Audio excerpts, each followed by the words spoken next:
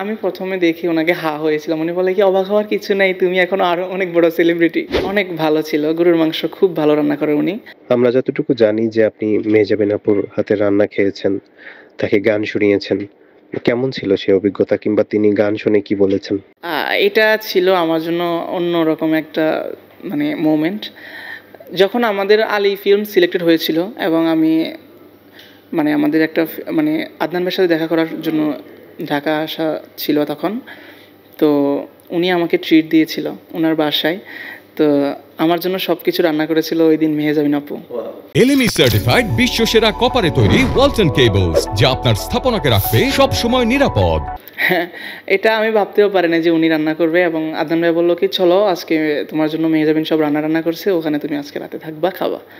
তো এরপর ওখানে গেলাম, দেখলাম উনি আমার জন্য অনেক রকম রান্না করছে এবং আমরা খেলাম। অনেক ভালো ছিল। গরুর মাংস খুব ভালো রান্না করে উনি।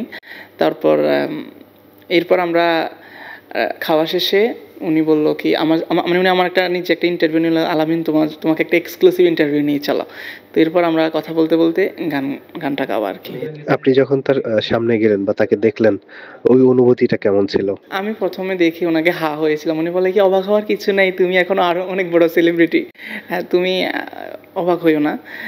এরকম। একজন আলামিন থেকে আলী হয়ে ওঠা, মানুষের ভালোবাসা পাওয়া, সব মিলিয়ে এই যারা আপনাকে ভালোবাসে বা ভালোবাসা দিচ্ছে সবাইকে কি বলবেন? সবাইকে বলব থ্যাংক ইউ সো মাচ। সবাইকে অসংখ্য ধন্যবাদ আমার শুরু থেকে আমার পাশে থাকার জন্য। আ সবাই আমাকে অনেক সাপোর্ট করে, আমি জানি। এই তো, thank you so much everyone.